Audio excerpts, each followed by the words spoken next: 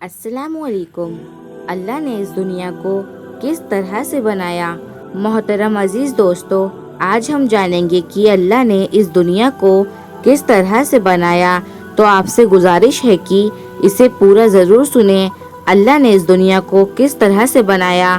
محمد بن اسماعیل بن اجر بخاری رحمۃ اللہ روایت کرتے ہیں کہ حضرت امام جعفر صادق بن امام محمد باقر بن امام زین العابدین بن امام حسین رضی اللہ تعالی عنہ سے امیر المومنین حضرت علی بن ابو طالب نے فرمایا کہ ایک دن میں پیارے نبی صلی اللہ علیہ وسلم کی سیوا میں بیٹھا تھا کہ حضرت جابر بن عبداللہ انصاری نے حضرت صلی اللہ علیہ وسلم سے عرض کیا، اے اللہ کے رسول صلی اللہ علیہ وسلم، میرے ماں باپ آپ پر قربان۔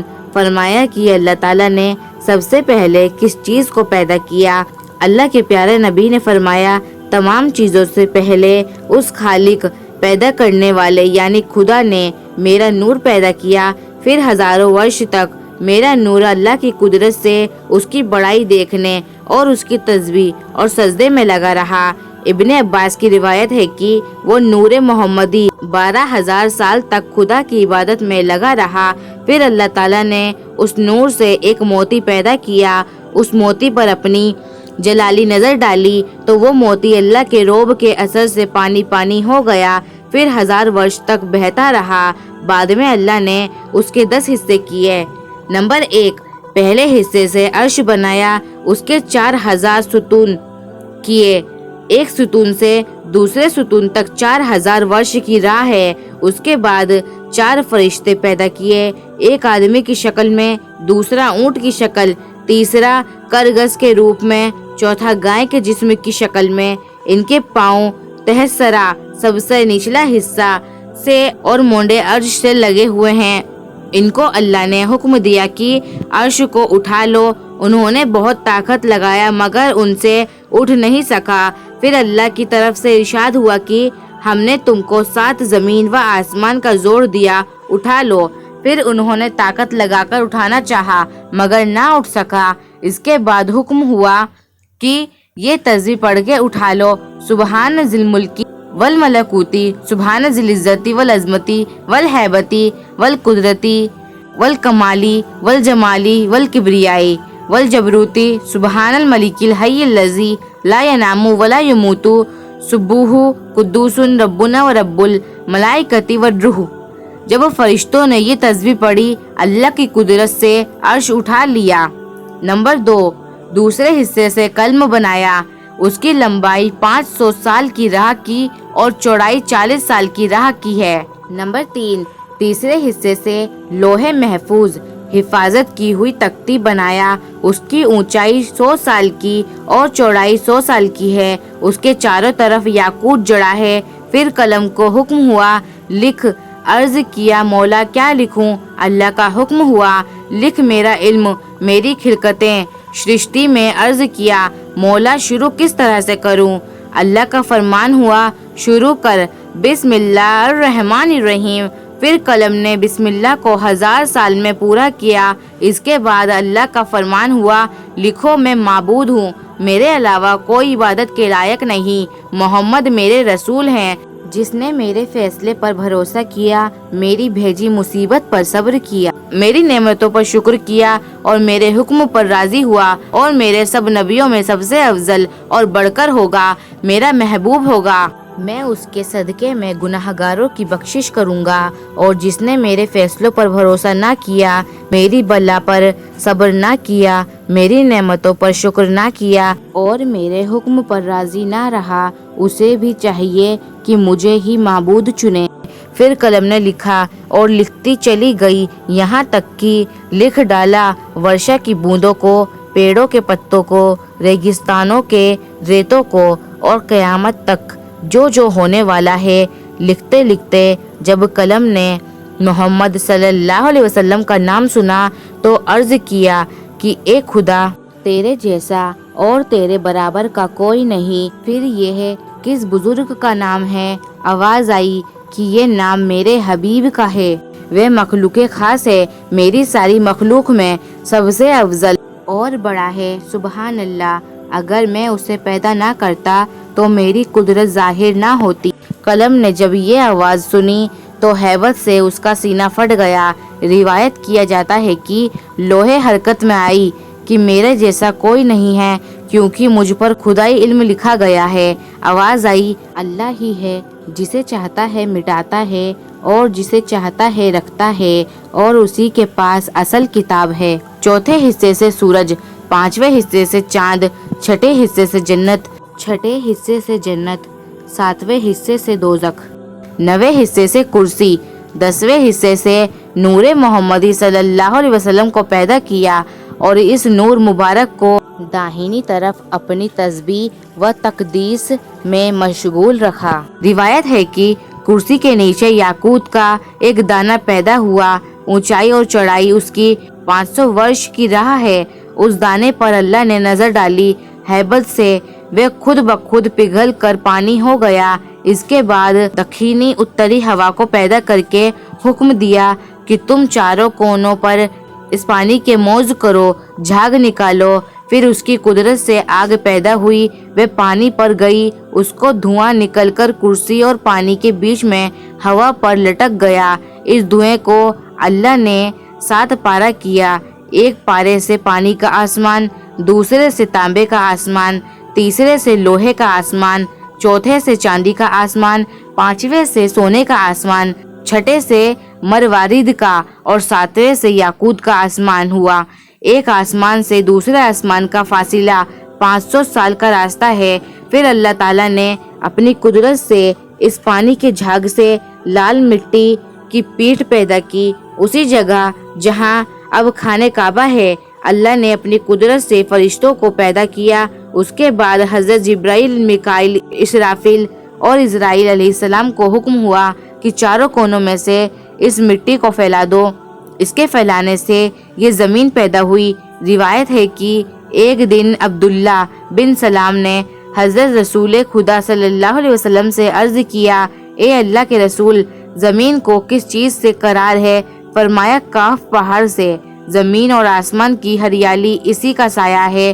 کاف پہاڑ کی اونچائی 500 ورش کی راہ ہے، اور کاف پہاڑ کے اس پار 7 زمینیں مشک کی، 7 کافور کی اور 7 چاندی کی ہیں۔ 70,000 علم یعنی جھنڈے ہیں، ہر علم کے نیچے 70,000 فرشتے ہیں۔ روایت کرنے والے نے پھر عرض کیا، اے اللہ کے پیارے رسول، اس کے بعد کیا ہے؟ فرمایا، ایک اجگر ہے، اس کی لمبائی 2000 سال کی راہ ہے۔ فرمایا کہ 7ویں زمین پر فرشتے، 6ٹی زمین پر شیطان اور اس کی اولادیں، 5ویں زمین پر دیو اور 4تھی پر سانپ اور تیسرے پر جانور تکلیف پہنچانے والے اور دوسری پر پریاں، اور پہلی زمین پر سب آدمی ہیں، اور 7ویں آسمان کے نیچے ایک گائے ہے، اس کے 4000 سینگ ہیں، ایک سینگ سے دوسرے سینگ تک 500 سال راہ کی دوری ہے، اور یہ 7 مہرائے طبقے زمین کے اس کے سینگوں کے درمیان ہیں، اور وہ گائے کھڑی ہے ایک مچھلی کے پشت پر، اور یہ مچھلی پانی پر ہے۔ اس پانی کی گہرائی 40 سال کی راہ ہے، اور وہ پانی ہوا پر لٹکا ہوا ہے۔ ہوا اندھیرے پر ہے، اندھیرا دوزخ پر ہے، دوزخ آسمان کے ایک پتھر پر ہے، پتھر فرشتے کے سر پر ہے، فرشتہ ہوا پر ہے۔ ہوا اللہ کی قدرت سے لٹکی ہوئی ہے، اور اس کی قدرت بہت زیادہ ہے۔ عبداللہ بن عباس فرماتے ہیں کہ تہ سرا نام تازہ گلاب کا ہے، جو 7ویں زمین کے نیچے ہے، اور اس کے نیچے دوزخ ہے۔ اس میں ایک فرشتے کا سردار ہے، اس کا نام ملک ہے۔ 19 فرشتے ملک کے ذمہ داری میں ہیں۔ ہر فرشتے کی داہنی طرف 70,000 ہاتھ، بائیں طرف بھی 70,000 ہاتھ ہیں۔ ہر ہاتھ پر 70,000 ہتھیلیاں، اور ہتھیلی پر 70,000 انگلیاں، اور ہر انگلی پر ایک ایک اجگر ہے، اور ہر اجگر کے سر پر ایک سانپ کی، اس کی 70,000 سال کی لمبائی ہے، اور ہر سانپ کے سر پر ایک بچھو ہے۔ اگر وہ دوزخیوں کو ایک ڈنک مارے تو 70 ورش تک درد سے لوٹتے رہیں گے۔ بائیں ہاتھ کی انگلیوں پر ایک ایک ستون آگ کا ہے۔ اگر ایک ستون حشر کے میدان میں ڈالا جائے اور سب جن و انسان مل کر اسے ہلانا چاہے تو ہلا نہ سکیں گے۔ ان فرشتوں کو حکم ہوا کہ تم دوزخ کے اندر جاؤ۔ انہوں نے عرض کی کہ خدایا، ایسی جلتی آگ میں کس طرح جائیں؟ حضرت جبرائیل علیہ السلام نے اللہ کے حکم سے ایک انگوٹھی جنت سے لا کر ان کے ماتھے پر اس سے داغ دیے۔ انگوٹھی پر لکھا تھا لا الہ الا اللہ محمد الرسول اللہ۔ یہ سب اس لیے کیا گیا تاکہ دوزخ کی آنچ ان پر اثر نہ کرے۔ تب وہ 19 فرشتے دوزخ میں گئے اور قیامت تک وہیں رہیں گے۔ دوزخ کے 7 دروازے ہیں، ہر دروازے کے لیے ان میں سے ایک گروہ تقسیم کیا گیا ہے۔ دوزخ کے 7 دروازوں کے نام: دوزخ کا پہلا دروازہ جحیم ہے، دوسرا جہنم، تیسرا سقر ہے، چوتھا سعیر ہے، پانچواں نتا ہے، چھٹا حاویہ ہے اور 7واں حطمہ ہے۔ روایت ہے کہ ایک دن حضرت جبرائیل نے پیارے نبی صلی اللہ علیہ وسلم کی خدمت میں وحی بھیجی تھی کہ یکایک زلزلے کے صدمے سے زمین و پہاڑ ہل گئے اور اس کے ساتھ ہولناک آواز آئی۔ پیارے نبی صلی اللہ علیہ وسلم نے حضرت جبرائیل سے پوچھا کہ یہ کیسی آواز تھی؟ جبرائیل نے عرض کیا کہ اے اللہ کے رسول صلی اللہ علیہ وسلم، آدم علیہ السلام کے آگے 7000 ورش سے ایک پتھر دوزخ میں ڈالا گیا ہے، آج تک وہ نیچے چلا جاتا تھا، ابھی وہ کارِ حطمہ میں پہنچا، یہ اس کی آواز تھی۔ حضرت محمد صلی اللہ علیہ وسلم نے پوچھا وہ کس کی جگہ ہے؟ عرض کی کہ منافقوں کی۔ 6 درجے میں مشرک رہیں گے، 5ویں درجے میں بت پرست رہیں گے، 4تھے درجے میں شراب پینے والے، 3رے درجے میں ترسا، 2 درجے میں یہودی اور 1 درجے میں آپ کی امت کے گناہگار رہیں گے۔ دوزخ کے ایک دروازے سے دوسرے دروازے تک 70 ورش کی راہ ہے، ایک سرپوش سنگین کی جس کی چوڑائی 50 سال کی راہ ہے، دوزخ کے منہ پر رکھا ہے۔ دوزخ کے نیچے ایک پتھر ہے، اس کے نیچے ایک فرشتہ مچھر کے پیٹ پر کھڑا ہے، اس کے نیچے ایک مچھلی ایسی بڑی ہے کہ دم اس کی 7ویں عرش سے لگی ہے، اور ایک گائے فردوس کی 70,000 اس کے سینگ ہیں اور زمین میں گڑے ہیں، اس مچھلی کے پیٹ پر کھڑی ہے، اگر وہ ہلے ڈولے تو تمام دنیا تہس نہس ہو جائے۔ روایت ہے عبداللہ بن عباس سے کہ ہر آسمان پر ان گنت فرشتے ہیں، وہ سب اللہ تعالیٰ کے حکم سے تسبیح، تقدیس، تحلیل، توحید، تمجید، تکبیر میں لگے ہوئے ہیں۔ اگر ایک پل اللہ کی یاد سے غافل ہو تو انوار الہی کی تجلی سے جل بھن کر خاک ہو جائیں۔ یہ فرشتے کچھ گائے کی شکل کے ہیں، کچھ سانپ کی شکل کے ہیں، کچھ گدھ کی شکل کے ہیں، کچھ آدھا بدن برف کا ہے، کچھ کا آگ کا، کچھ قیام میں ہیں، کچھ رکوع میں ہیں، کچھ سجدے میں ہیں اور کچھ قصود میں ہیں۔ وہ قیامت میں اس عبادت کے باوجود معافی کی درخواست کریں گے۔ پھر خدا نے اتوار کے دن عرش اٹھانے والوں کو پیدا کیا، پیر کے دن آسمان کے 7 طبق پیدا کیے، منگل کو زمین کے 7 طبق پیدا کیے، بدھ کو اندھیارا پیدا کیا، جمعرات کو زمین کے منافع، جمعہ کو سورج، چاند اور تاروں کو اور سب آسمانوں کو حرکت دی، اور سنیچر کے دن پوری کائنات پیدا کر کے فراغت حاصل کی۔